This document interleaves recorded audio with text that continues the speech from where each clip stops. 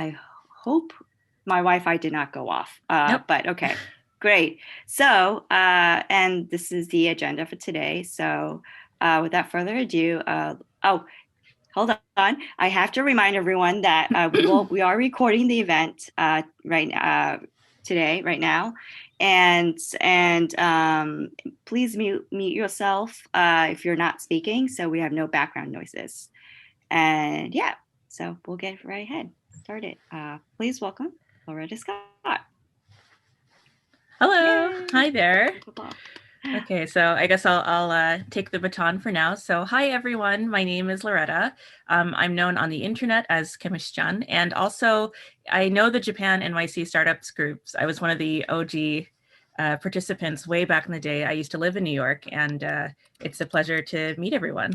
So this is just a quick grid of some of the images of past videos that I've posted recently. But yeah, so I thought I could talk about my experience really quickly and kind of what's that has revealed to me. Just from a startup standpoint, it's very interesting to think of marketing solutions through social media, specifically through YouTube, and even I'll touch on Instagram, but I'll leave that to Suzumi. But next, please.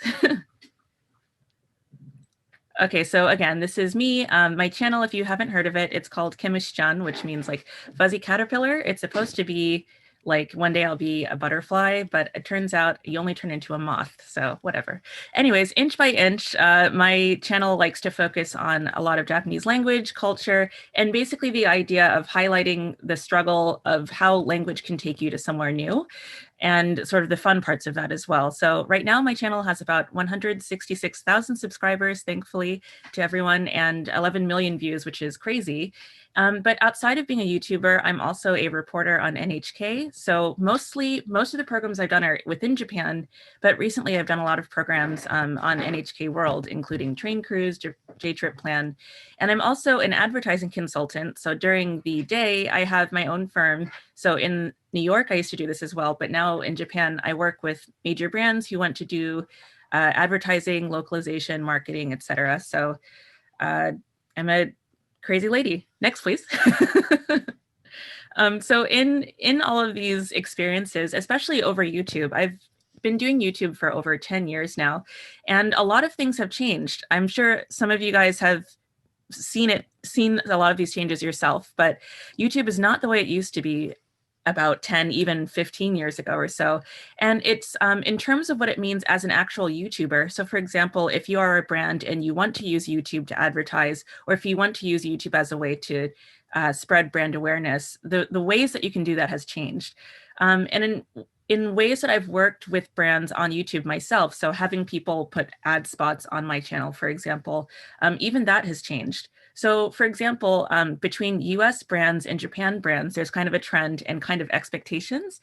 So if you were to work with a YouTuber, if you're working with a US brand, a US YouTuber, you can kind of expect that they will expect from you to do a short integration. They will only want to do a brief mention about an outside brand, but they want to do long-term partnerships.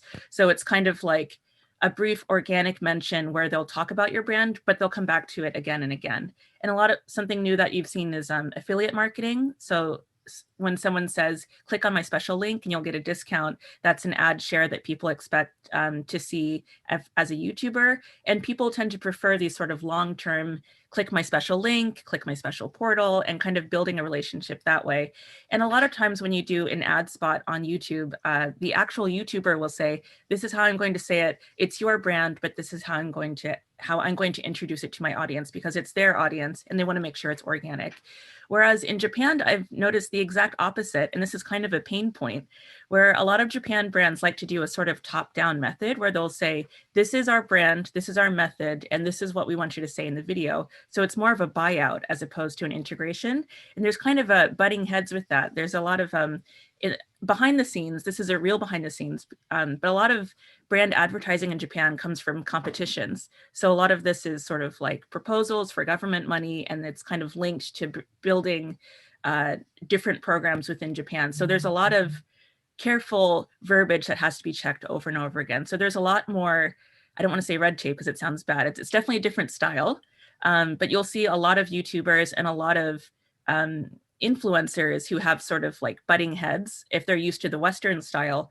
And sort of an interesting thing that I've noticed is a lot of marketing in Japan, in terms of YouTube, they'll run the ad, but there's nothing that happens after it. So there's kind of an issue of where do you land on that web page, or where do you go from there? Where does that call to action take you? So there's a lot of, I've seen a lot of room to grow with Japan brands, and sort of how that's changed. So next, please. We can get into that later. Next slide. There we go. Okay, so what's changed overall on YouTube for everybody? One of the biggest things has been a change of how is that, you can still hear me? Okay, a big change we've seen in how things have changed is the idea of, before, everyone was still kind of small, so you had to enter an agency or a multi-channel network, an MCN, in order to get advertising or sponsorships on your channel to keep the lights on. But now people have been able to grow their channel so much that you've seen more of a leaning towards personal brands. You see a lot of people saying, this is my brand, this is my merchandise, this is my sponsorships. So a lot of people are a lot more picky and a lot more warm about who they choose to speak about on their channel and how they choose to introduce that to their audience. So in terms of being a brand or a company that wants to work with YouTubers, it's really important, because you can't just say, this is how you're going to, tell your audience. It has to be a more warm or organic experience. And that kind of leads into the next thing. Stealth marketing used to be a huge trend about like 5 years ago. This idea of, you're reading an article and it's like the 10 best foods to eat in New York or something like that, and you don't realize it's actually an ad for like Starbucks. So something like that was really cool back about 5 years ago. But on YouTube, at least, AdWords and marketing like that is almost illegal. You have to say, this is a sponsorship, this is a paid sponsorship. And that's why you hear a lot of people say, this is a sponsored video, because they literally have to disclose that. But what that means as a brand and as a YouTuber is you have to be a lot more creative, organic, and real about who the brands that you're picking to bring on to work with you. Because the thing is that audiences don't mind being sold to. They don't mind if you have a good product to share with them. It just has to be a good product. So you have to be really picky and warm and organic. And so that's kind of the trend, is away from stealthy creative marketing towards warm, organic, real creative marketing. And then there's also been a lot of new tools recently. So you can't really, I was going to do a cool thing, but if you look on your phone, if your phone's in English or in Japanese or another language, depending on your language, you can see different titles and different descriptions. So for example, on my channel, if you're in Japan, you're going to see a completely different title, something like American girl tries out food in the countryside and loves it. Whereas for the English speakers, it'll say something like the coolest spots to try in Japan or something like that. So you can actually target how your video looks to different markets. And that's really, really cool. And something I haven't seen a lot of brands picking up on. It's a really cool way to market, because one title won't resonate with everyone the same way. So I like being able to localize how you present yourself. And time tracking is something I saw this week recently. You can see when people are actually looking at your channel and change when you post videos to make sure that you're catching your audience when they're awake, which in a global stay home type of situation, it's really important to put things out when people are awake. So yeah, so next slide. Okay, so, and then one big question, this may or may not apply to everyone, but the idea of should my brand start a YouTube channel? Not me, but should your brand start a YouTube channel?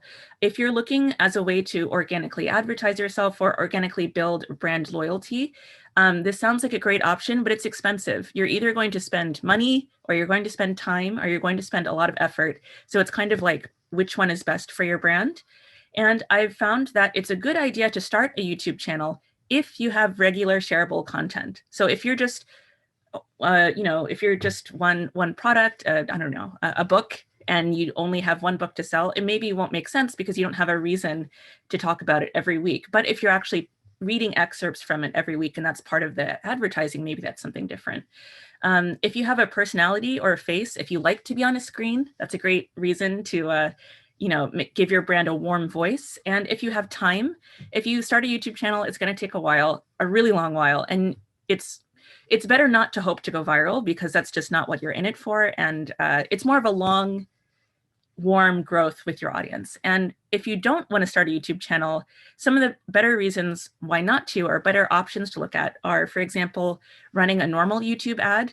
Really great option, or really great examples of viral marketing are italki and Duolingo. These are people where the actual fans know this brand. They know it's a brand, they know it's a company, but they're really excited about, oh, that logo, that bird, that green bird is always like forcing you to study language. Or with italki, oh my gosh, I wanted to study a language, but I can't like speak correctly. It's just like in the commercials. They have these really funny, really great ad spots that it's advertising, but you still kind of love it. And then the idea of brand ambassadors, instead of looking at having a YouTube ad with one person one time saying, for example, this is Loretta, she talks about Japan. So we're going to have her talk about our brand once every month. And that's kind of like a brand ambassador thing.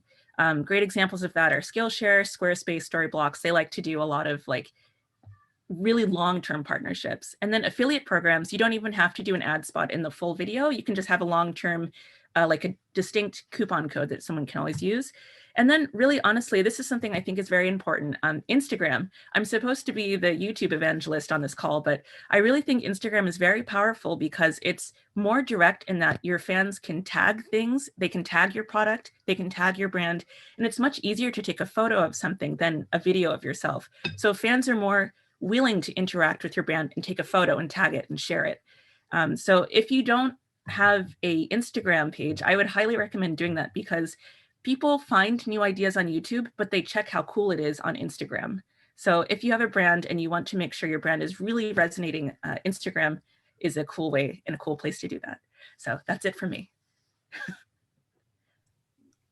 Wow, it's amazing. Thank you, Loretta. And we'll go straight to Suzumi next. To Instagram. Hi, everyone. Instagram. Hi, everyone. My name is Suzumi. I go by Suz on internet, but now you guys know my real name, which is really cool. And I am the founder and content creator of the Instagram account, food Instagram account called Display NYC, as well as the founder and CEO of Display NYC LLC, who helps out basically digital marketing for specifically for Japanese clients who are trying to expand their brands in the US market.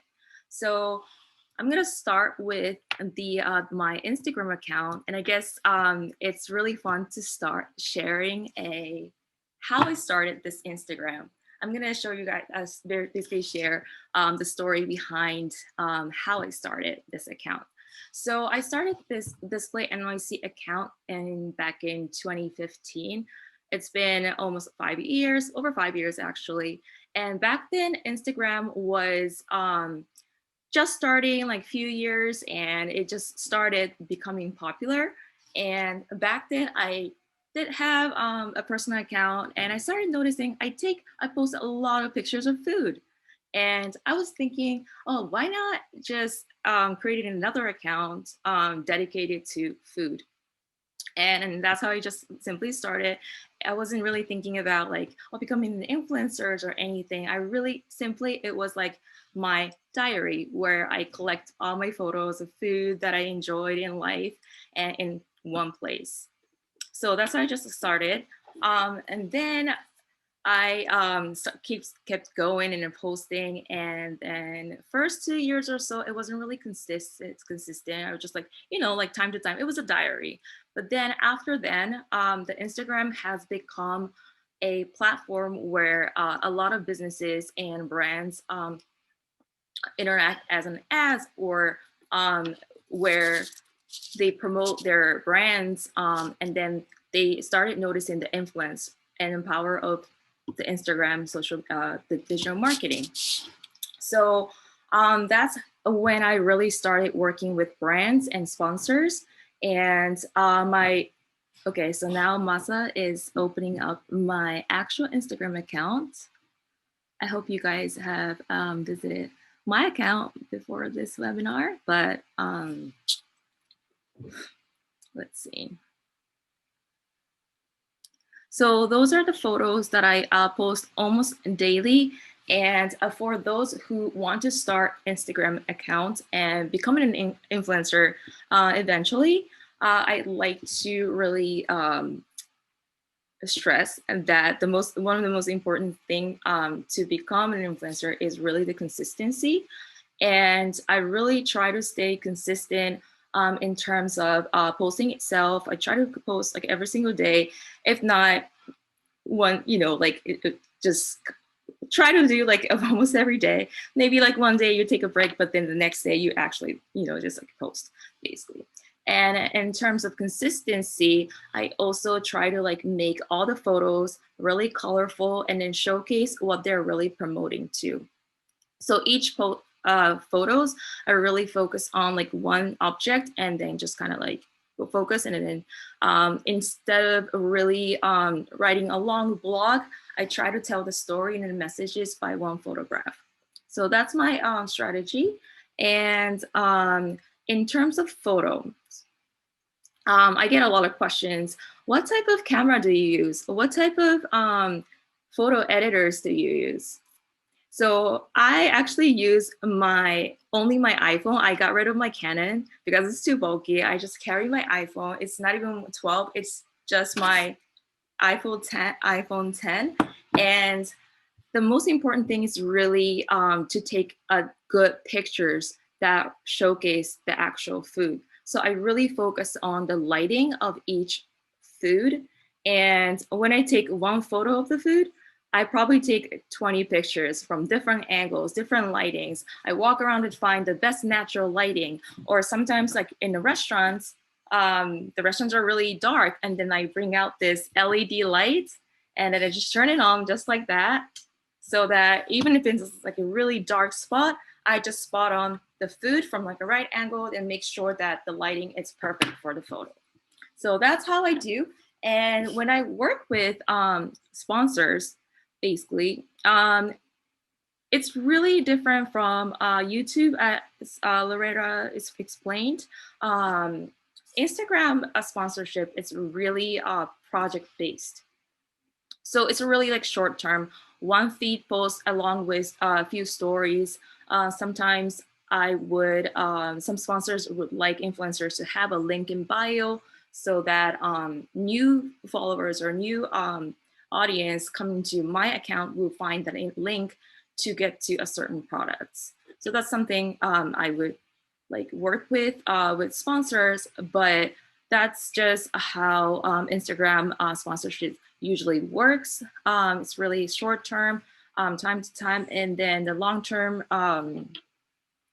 sponsorship would be more for YouTube, like just like Loretta explained.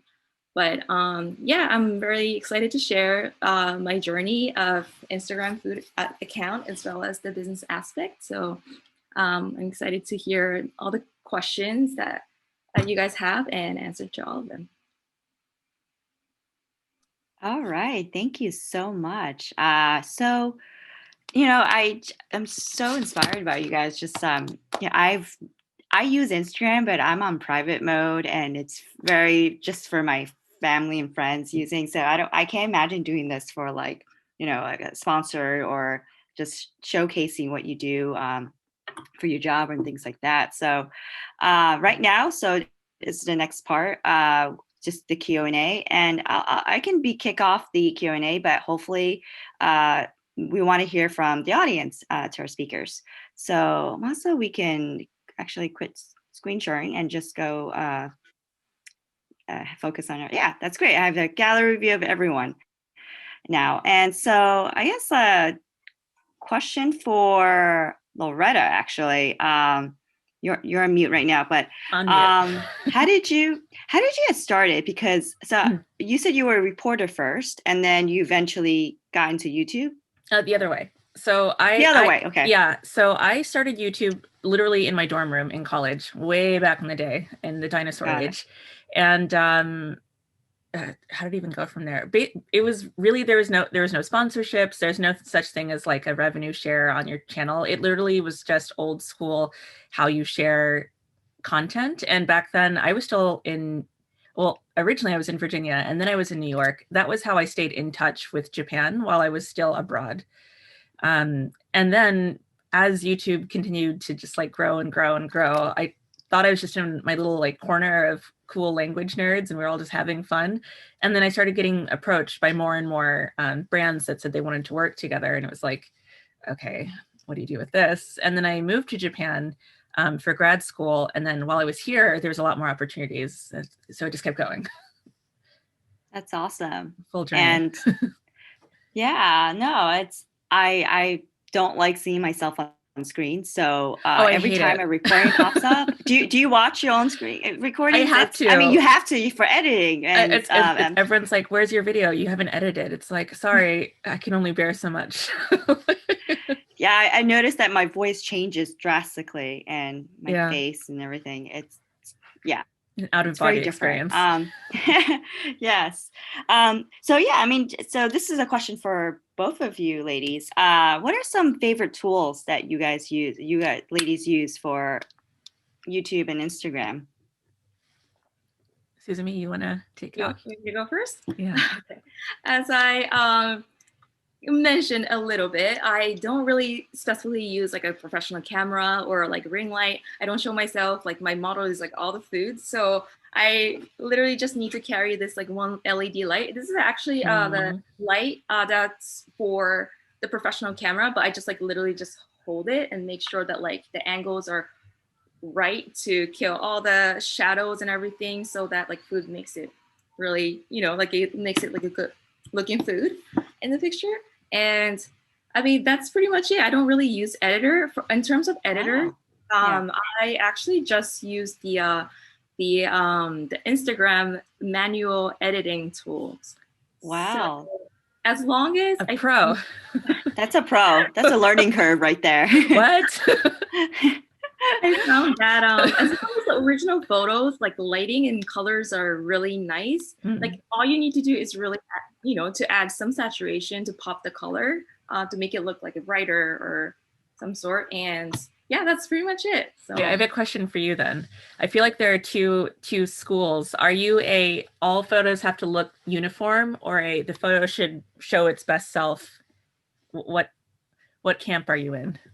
I mean, that's a great question. As long as it looks delicious in a way, and then like I would just go for it. But I really try to focus on like one item instead of like a spread, or I'm not really like a good photographer for like and when it comes to spread of the entire like table, but I really like to focus on one item. And it's actually like a great question from you, because the original name of my, the account Display NYC was really the idea coming from focusing on one dish. Oh, this plate is something that I want everyone to know to get like at certain restaurants and stuff like that. So yeah. I notice there's definitely a theme on your page. If you scroll through it, you have like the straight on, like from kind of like the bust, like straight on something where there's the bokeh, the blur in the back. And then you have the diagonal looking from above. So you have like rectangles and diagonals. Sorry, I'm just getting hungry looking at it. Awesome. Okay, so favorite tools. Let's see, offline, before anything is actually a video, in Japan, it's funny because as a YouTuber, if you're in the States, you're very used to the idea of like everyone's got the Joby, what is it called? The tripod, the big bulky looking one with the squirrely mic on top. And, there's a YouTuber walking with like their strong arm down the street. Whereas in Japan, that's really not normal. You'll probably be stopped and asked to stop filming if you actually do that. So there's definitely a different toolbox that you have to use. So even though a lot of YouTubers here, you either have to have permission to walk around like the full-on YouTuber, or you have to be kind of stealthy about it. So I actually prefer using my GoPro because no one really knows that I'm using a GoPro. But then you still have to follow the rules because in Japan, you're not supposed to show other people's faces. So to be respectful to other people, like I know I'm following the rules, I just don't want to be stopped. So you kind of have to like stealth your way around.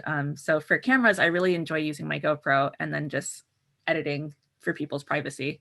And then one thing, recently I've really been into animation. I liked animation long before I liked actual video editing. Like if I could have done any other channel than mine, it probably would have been a hand-drawn like animation channel where I just like do my life through cartoons or something. Not that I can draw that well, but because of that, I really enjoy doing animations on the screen. So like, for example, like behind Masa's head, there would be words behind him, like Osaka, just like exploding like fireworks, or, like behind Suzumi, there would be food, like a burger, like dripping down behind her. Like I love adding in these little fun visual quirks. And I do all of that actually in Photoshop, not in any video program. So I'm a total Photoshop nerd, and I don't even think that's what you're supposed to use Photoshop for, but I make it work. Wow, thank you so much. Yeah. So we've actually got a stream of questions from the audience. Oh, no. I'm going to go with the first person. Rob Holmes asks, how do you manage a full schedule with the creative process, and how do you know when is the right time to find some help? That's a great question. This is the question. Is this towards anyone? Rob Holmes asked that question. So I think he just says for both of you guys, ladies. Suzumi, do you have any? So how do you manage the full schedule of the creative process, and how do you know when it's time to ask for some help? Because you post every day. So for full time, I guess that for the account itself, I think I'm gonna really try to like keep it authentic. It's about my account and then my food, so I think it's that like just gonna go with my on my own for the food and Instagram part. Or business part, of course, I would probably need like some help for certain things, but for my food account, I would definitely just go with just as myself. But in terms of the schedule, I right now, when I was working for a corporate companies for many years, it was really limited time going to a restaurant, actually taking pictures and eat, and then edit a photo. Thinking of captions, researching like hashtags that are working for that certain post and stuff like that. So I mean, it's really time consuming. So really find that that small amount of time between something, some stuff that you're doing, and then just kind of like try to edit and just put all the little time all together and then try to manage all the time. But right now I run my own business, so it's more flexible in a way. So sometimes I step out to take pictures, while it's still bright outside to get the natural light and all that. But yeah, it's all about like really time management and then try to find the small time that are useful. Yeah, I definitely found the same thing when I was, especially when I was in New York, I was working in finance, and I was just like, oh boy, I had no free time whatsoever. And I think every Sunday at 5, I was sitting up at my desk, just like working on something else for that week. Because if I didn't do it then, it wasn't going to happen. So I knew like on the weekend, I had to get at least something started. If there was nothing on a timeline or nothing taken, nothing was going to happen that week. So I knew I had to at least get something down. And then throughout the week, I could kind of peck at it over time. And then now in Japan, I still work full time. I technically work for myself, but somehow I really don't. I still have like 5 bosses. So I work way too much. And I've found that that's kind of the problem, is like, where now can I outsource? So where now can I take what I'm doing and what's important for me to do and what can I ask for help on? So for this year specifically, because the content is bilingual, one thing that's been really big is subtitles. And there's been a big push from the community of like people who are hard of hearing or people who just prefer to read rather than listen to this crispy voice. It's been really important to get some help and make sure that I'm having people work on my subtitles. So it was really nice. Obviously, I had amazing people in my fan base who would write subtitles for me. But recently, YouTube got rid of that feature. So I've been paying actual people to help me write out, like I'll write the English subs and then I'll pay someone to translate and then I'll re-upload. So that's been that. But the editing is still kind of a struggle, to be honest. Unlike you, Suzumi, I've been only posting like every now and then, and it's a real struggle because the what is it called, the curve for what people expect from YouTube. Everyone wants a 4K perfectly shot, stabilized, beautiful video posted every week, and like your favorite Netflix show barely comes out that often. So oh my gosh. But it's definitely a struggle. If you guys have tips. I see another question here that I wanted to answer. That's what does your to-do list look like? Mine is basically I have like a Trello board. So I know every week, like I have certain companies need this, certain clients need this, and my YouTube needs this, and my Instagram needs this. That doesn't mean I get to all of them, but having these movable cards that I can move throughout Trello has been really helpful for me. And I don't know about you, Suzumi, but I'm definitely a like hand, pen, paper person. Like if somebody says something to me, I have to immediately write it down and immediately have like this nasty list. Like I could just show you, like, look at this. Like this is like this morning looks like this. But yeah, I handwrite everything that someone says to me, and then that night I try to type it up into a better list or into something, but I have to handwrite it or else I'll forget. Are you handwritten or a digital person? That's really organized. I think that, I mean, I'm more of a person too, but for my case, I guess it's more like appointment based in terms of the food blogging. So I just like use the calendar as my planner. I mean, basically, like I just put like all the details. It just goes by like time. So I put all the information there and just like leave the notes there, basically. So I find that I post too many like appointments, like film, and then it's like, when was I supposed to edit? Right. I found this week I literally planned 8 days in every week for December. I just realized that yesterday. It's like, oh my gosh, what is this 8th day that doesn't exist? My editing day doesn't exist. All right, so we have so many questions coming in. Okay. Gosh. How do you, I guess this is for both, or maybe one, you can decide if you want to answer this one. How do you find your strength to be distinguished from other influencers? And I guess for Suzumi, Suze, can you drop the, I guess this is probably not sponsored, but can you link the LED light product you bought to the chat group? I'm going to light it up. I guess, can you link it? Link? Can you? This product? I think, I don't know if drop meaning linking or drop, physically drop. I don't know what that. That's the name of the product, I guess. Oh, name of the product. Oh, So okay. Yeah. If you go on Amazon or Best Buy and just like literally just search for camera LED light, there are tons of them. But I specifically like this brand, Vid Pro. It's VIDPRO. They have this like this, once you turn it on, like you can just kind of like adjust like a brightness to it. So it depends on like where you take photos of the food. If it's outside but it's getting dark, but then I only need just like a small amount of bright light, versus it's a really dark steakhouse and I need the full light, which sometimes annoys other people, but I try not to stay in the corner and try not to. But yeah, like, so I really like this anything that's LED that's like adjustable and rechargeable, of course, is you want to also, you know, recharge like this type of battery, and it just kind of adjusts to it. So that's great. So I guess the question, I'll repeat the question. How do you find your strength to be distinguished from other influencers? I guess there's, in a way, I'll rephrase that.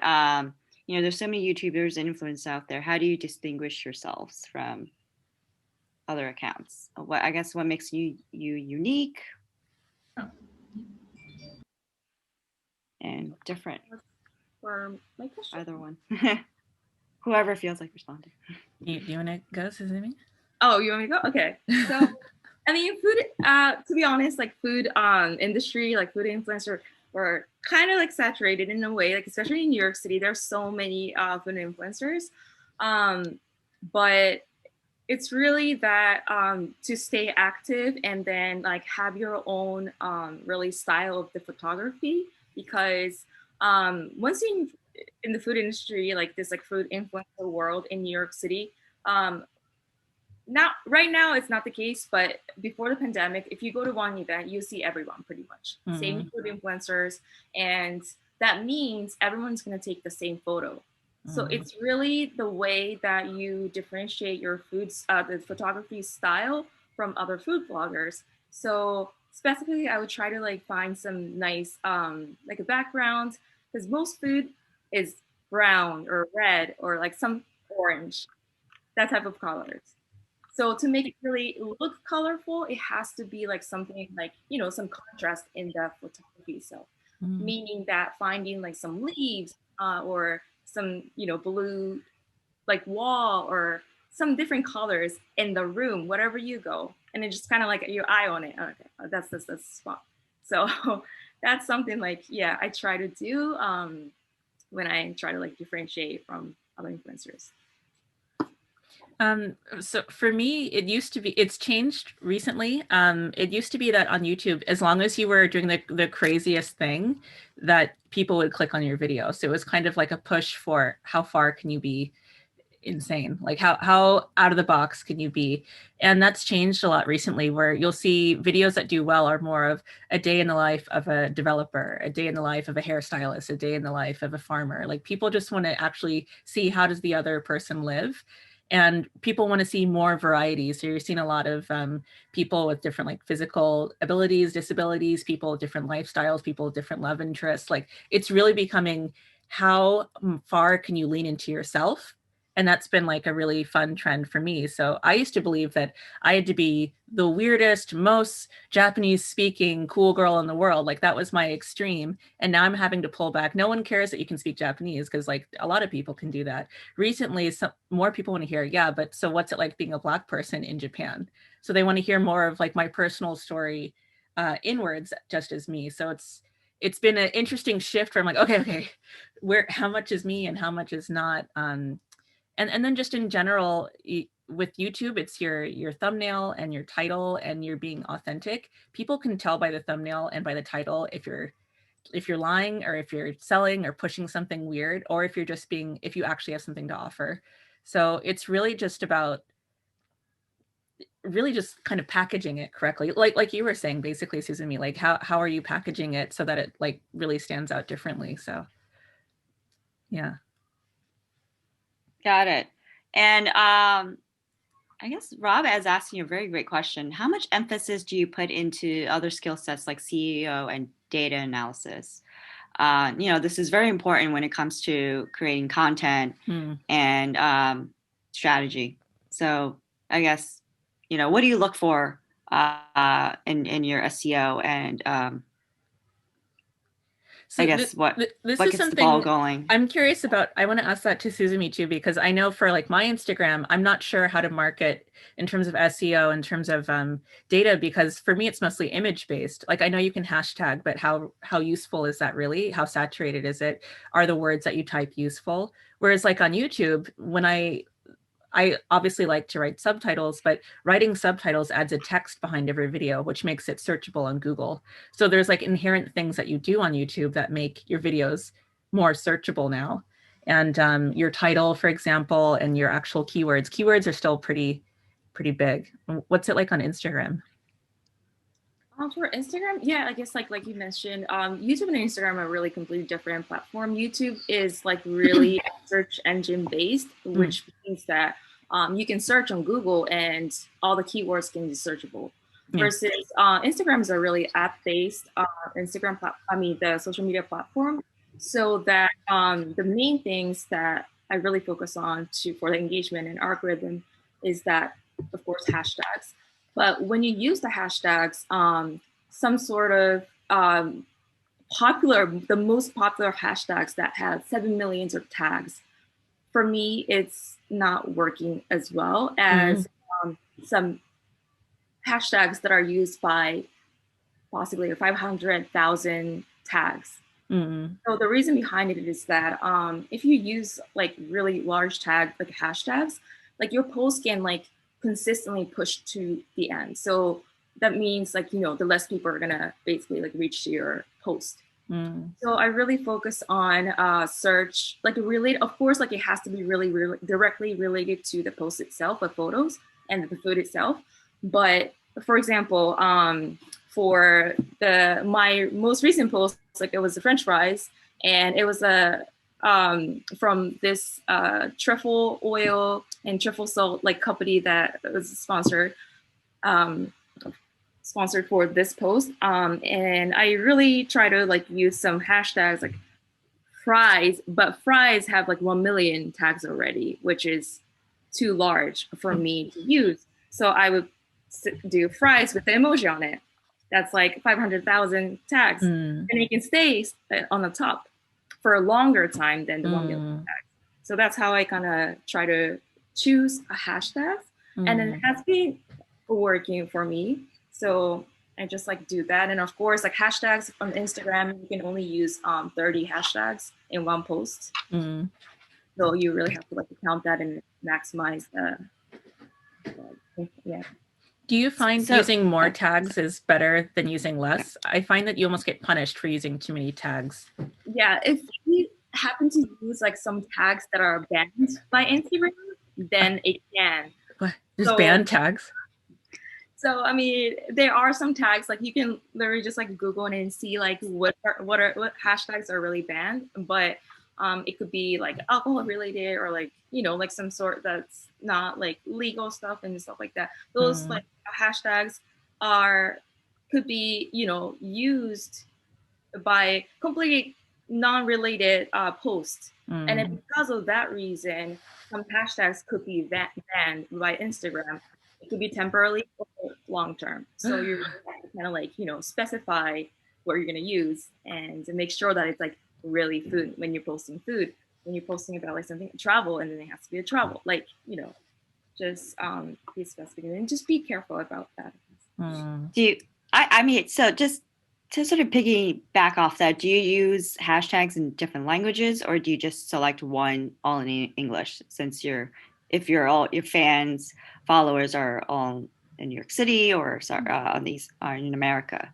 Mm-hmm. So I mainly use English hashtags, but sometimes like I kind of like play with it and then see like so I'm originally from Japan, and I go home a couple times a year before this pandemic, of course. But when I post something that I took in Japan, then I try to like engage in Japan as well. So I use some Japanese hashtags time to time. Do you have a favorite Japanese hashtag, by the way, that I can use? For you? Yeah, for food. Oh, for food. I guess it's like it really depends. Like if you say, I found something that it was really funny. When I posted like a ramen photo in Japan, I found this hashtag called ramen kurabu. Ramen kurabu. Yeah. So that had like a 500,000 tags, and I was like, oh, it's really interesting. Like posting all about ramen, and I was like, I used that, and I guess I guess gained like likes through that hashtag. So it's really interesting. Yeah. That's the type of tag I will spend hours just looking through. Yeah. It's really so fun. I guess so Zumi, I just want to ask, so if you notice that so you've gained a lot of followers, do you find that as the followers increase there's less engagement rate, or it's about the same, or is there like some kind of sweet number that you mentioned that if you don't post for a day you lose the interaction engagement, right? And so it keeps you motivated to post daily, right? And so and how does that affect the number of followers, or when it increases? I know Loretta says she has just reached over 10K and she's trying to increase her followers, right? Go. Yeah. Can you sort of speak into that? Yeah, sure.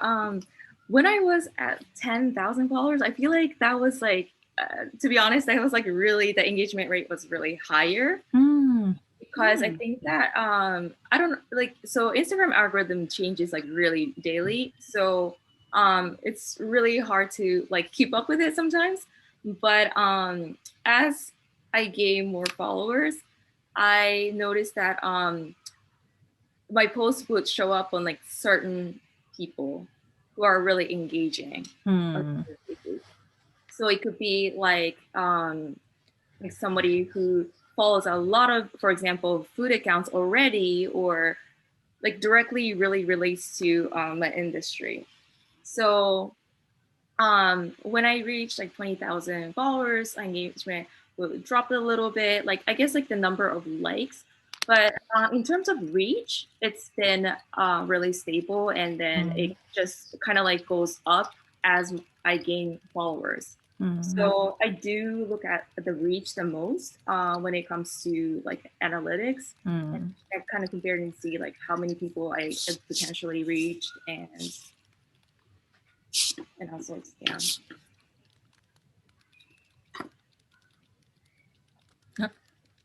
Okay. So maybe just one more question before we get back. We had a hand raised just now.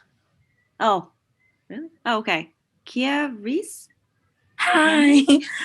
First, I do want to say thank you to Loretta and Suzumi, for speaking. I've learned a lot of information. Hi. I had a quick question specifically for Loretta. Uh-oh. So I'm interested, especially in your background, because I do a lot of travel, although different country in Korea. Okay. And I've always wanted to get into like YouTube, especially with language skills. And I've taught English as a second language and things like that. Okay.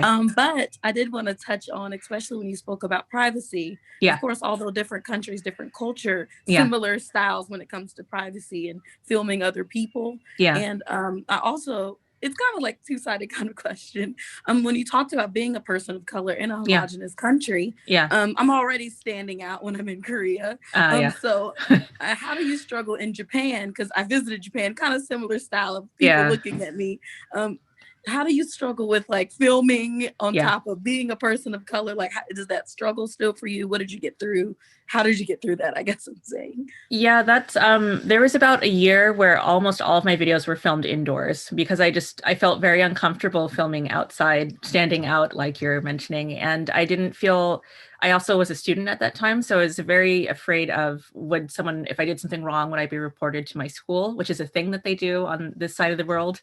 And when I became like a professional working in the workplace, I was afraid, were they going to tell my clients or my jobs, or my bosses, whatever, am I going to get in trouble for being an influencer?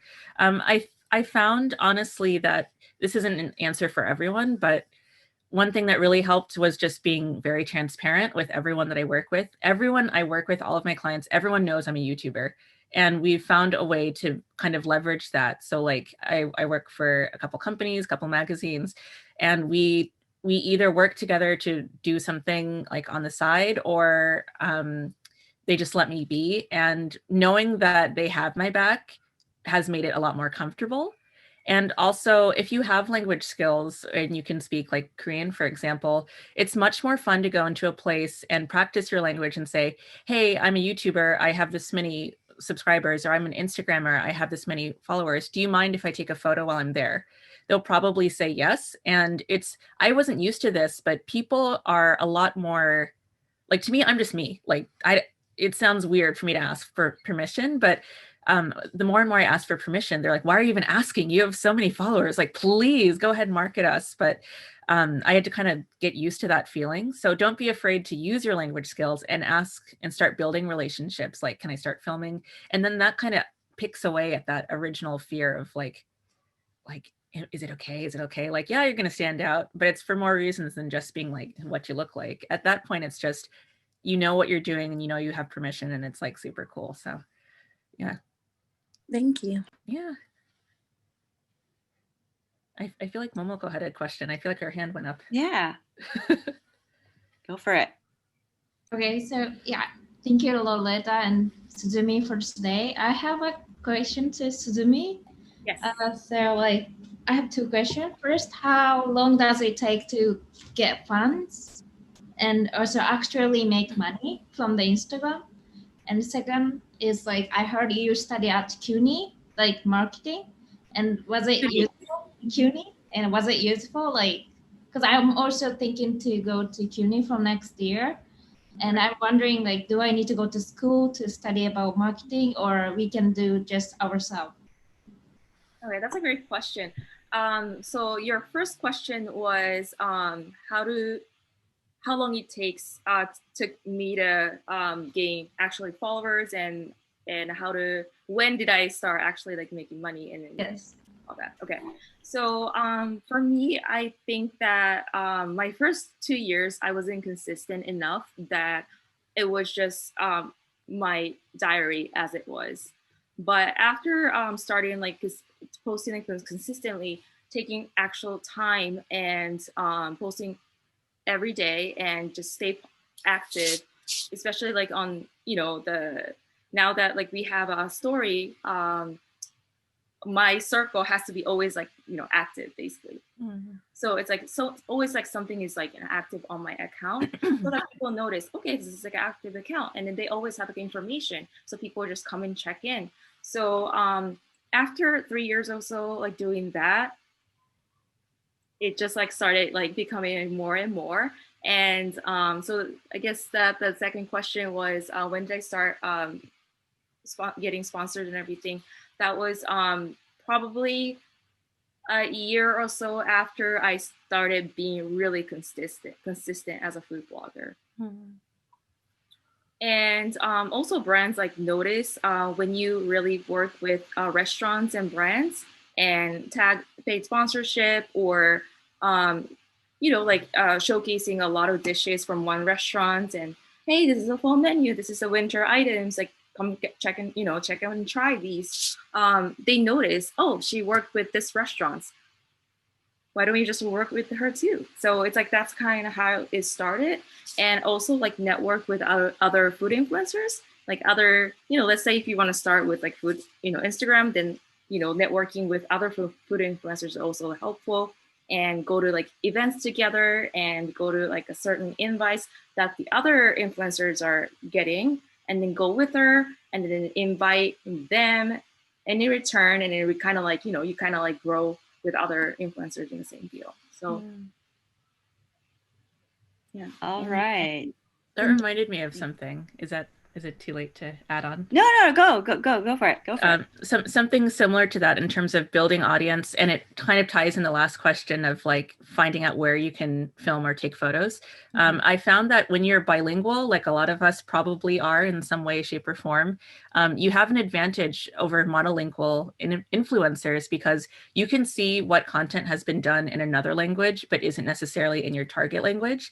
So for example, I've had a lot of success looking at things that are only in Japanese. So instead of asking, is it okay to film in here? I'll only search in Google, like a restaurant or something that's already been in Japanese, and then ask for permission because I already know that I know they'll say yes, and then do it in English. Whereas, for example, I wouldn't be, I could see you could do the opposite in New York as well, like something that's only in English where you see a lot of influencers, but isn't in Japanese. There's an opportunity because it's already a buzzing place in terms of hashtags, but you can just now present it in another language and kind of piggyback off of its existing buzz and like now present it as something fresh. So that's worked a lot for me as well in YouTube, not so much Instagram. All right, cool. Thank you so much, ladies. We will have, let's get back to the screen because I know it's almost, 8 p.m., 9 a.m. here, and then 10 a.m. in Loretta's time. So we're all different time zones. So if you can, Masa, if you can go back to the actual last closing announcements. Okay, announcements, community announcements. It's what we do usually when we're offline and we're online. It's where we talk about anything you're working on, if you're looking for a co-founder or if you're looking for just anything that you want to share with the community. And I will start first. We have our next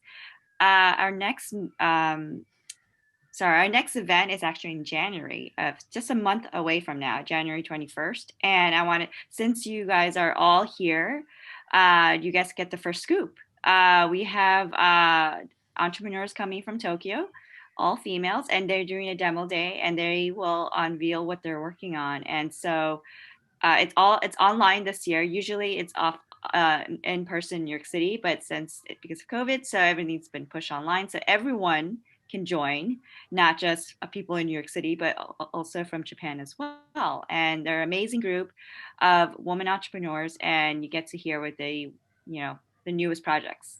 So that's for me. Anybody want to share what they're working on or announcements or any opportunities? I feel like this audience, everybody's working on something. Don't be shy. Everyone is shy. Anybody use this opportunity? No? Let's see. It's kind of hard to see. If not, then I will. No one? All right. Someone got something. Someone got something, we right? need to think. Push your brand. Especially those who are laughing. Push your brand. Okay, I'm going to say something. Bring it. Jensen, yes. Filling the silence void. My name is Jensen Okunishi. There is a connection between the two Okunishis on the screen. We are married. I just started a rug business, a contemporary rug studio here in Japan. So where I'm a few months old now. I haven't quite hit that year mark, but I would love if you guys would check it out at jensenokunishistudio.com. That's the website, or on Instagram at Jensen Okunishi Studio. All of the rugs are handmade in Nepal and designed by me here in Japan. And they're also 100% Himalayan wool. So yeah. Thank you. Good job. All right. So if no one else has anything to share, we can go straight to the next slide. So our next slide is, Masa, if you can hit next. Thank you for our sponsors again. Yes, Telenet. And next slide, please. Oh, yes. All right, Masa, I guess this is where you come in. Okay. Ipojime. Okay. So so we are not technically ending right this moment. We will have a sort of networking, get to know each other a little bit after this, but just to be ceremonial, we will do synchronized claps over Zoom. So we basically need everyone's camera on. And let me actually stop my share so I can see. And yeah, well, it's three. We need you stopped the sharing, so I hope they memorize the 3-3-3-1. Oh no, yeah, of course. Okay. This is my 39th time. Never fail. Well, you guys never fail. So I say Oteo Haishaku and 3-3-3-1 clapping. Okay. Ready? Okay. So Oteo Haishaku, yo.